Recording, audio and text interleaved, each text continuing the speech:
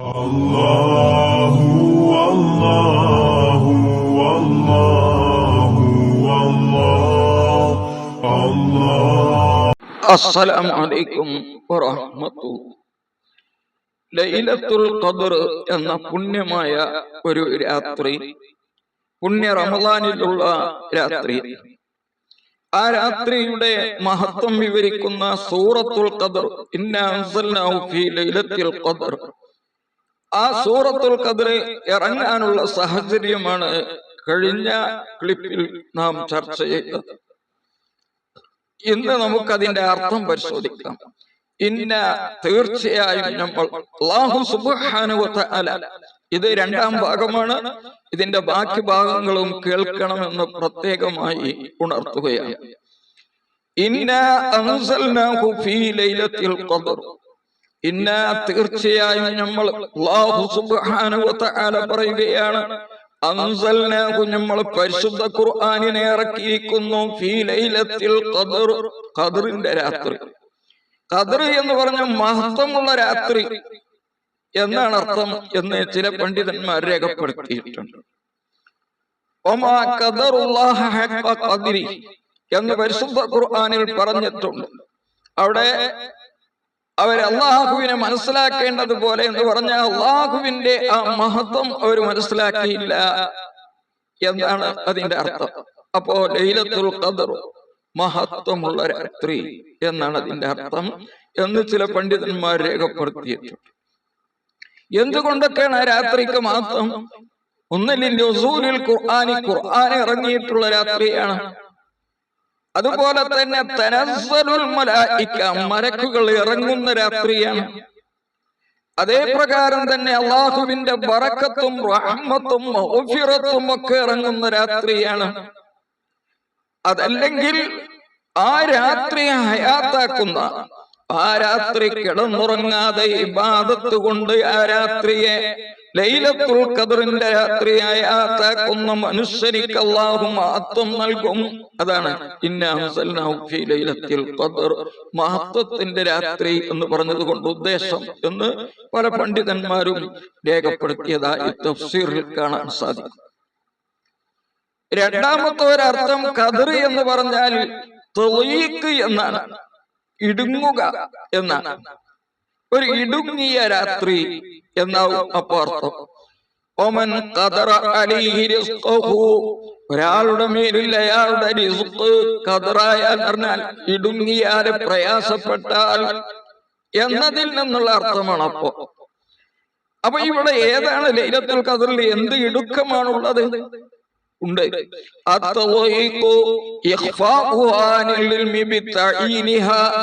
എന്നാണ് ലൈലത്തുൽ ഖദ്ർ എന്ന് അറിയിച്ചു കൊടുക്കാതെ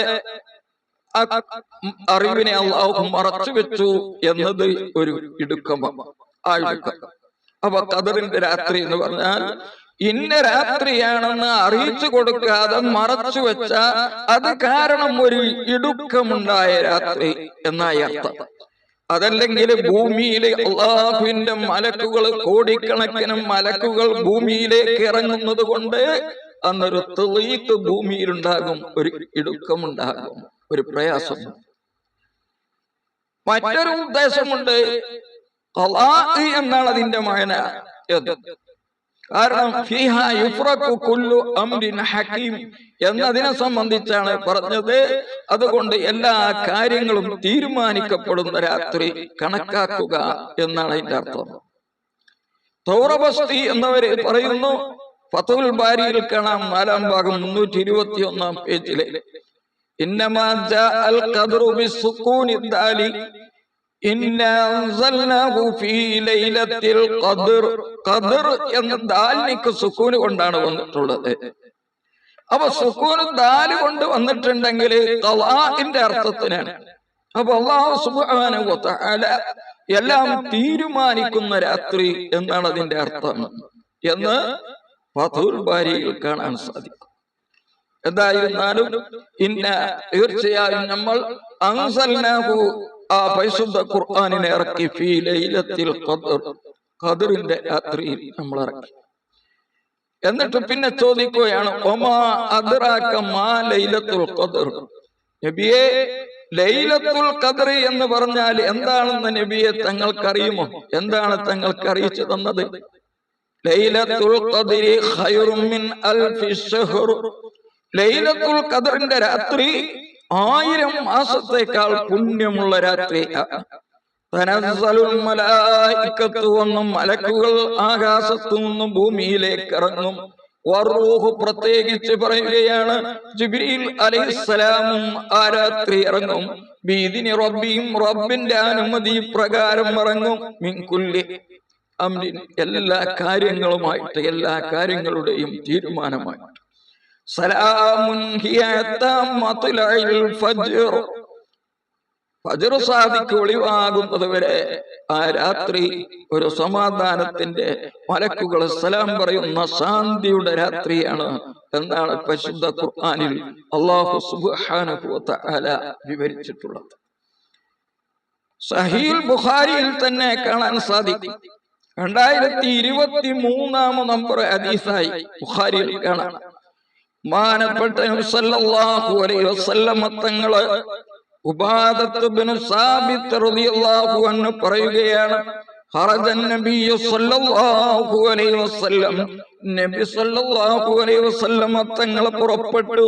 ലിയുഖ്ബിറനാ ബിലൈലത്തിൽ ഖദ്രി, ലൈലത്തുൽ ഖദ്റിന്റെ രാത്രി ഇന്ന ദിവസമാണ് എന്ന് ഞങ്ങൾക്ക് പറഞ്ഞു തരാൻ വേണ്ടി നബി സല്ലല്ലാഹു അലൈഹി വസല്ലം തങ്ങൾ വീട്ടിൽ നിന്ന് പള്ളിയിലേക്ക് വന്നു.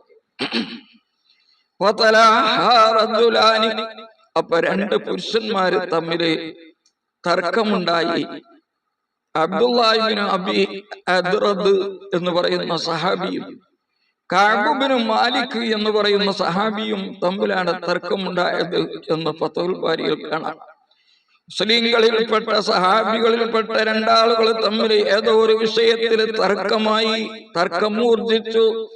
ഫഖാല, നബി സല്ലല്ലാഹു അലൈഹി വസല്ലം തങ്ങൾ പള്ളിയിലേക്ക് വന്നു നോക്കുമ്പോൾ ഈ തർക്കമാണ് നടക്കുന്നത്. അപ്പോൾ നബി സല്ലല്ലാഹു അലൈഹി വസല്ലം തങ്ങൾ പറഞ്ഞു, ഖറജ്തു ലിഉഖ്ബിറകും ബിലൈലത്തിൽ ഖദ്രി, ലൈലത്തുൽ ഖദ്ർ ഇന്ന ദിവസമാണ് എന്ന് നിങ്ങൾക്ക് പറഞ്ഞു തരാൻ വേണ്ടി ആയിരുന്നു ഞാൻ വന്നത്.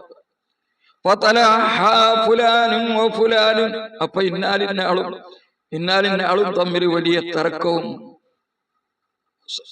ആണ് കേൾക്കുന്നത്. അപ്പൊ ലൈലത്തുൽ ഖദ്ർ ഇന്ന ദിവസമാണ് എന്നതിനെ ഉയർത്തപ്പെട്ടു. ഞാനത് മറന്നുപോയി. അത് നിങ്ങൾക്ക് ചിലപ്പോൾ ഗുണമായേക്കാം. കാരണം ഏത് ദിവസമാണെന്ന് അറിഞ്ഞാൽ അന്ന് മാത്രമേ ഇബാദത്ത് ഉണ്ടാവുള്ളൂ. അവസാനത്തെ 10 എന്ന് പറയുമ്പോ 10 ദിവസവും ഇബാദത്ത് ചെയ്യും. അപ്പൊ അത് നിങ്ങൾക്ക് ഗുണമാണ്. അതുകൊണ്ട്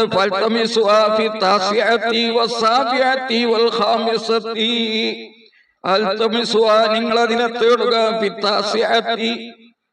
അവസാനത്തെ 10 നിന്നുള്ള 9ാമത്തെ ദിവസം എന്ന് പറഞ്ഞാൽ 29 നിങ്ങൾ അതിനെ തേടുക.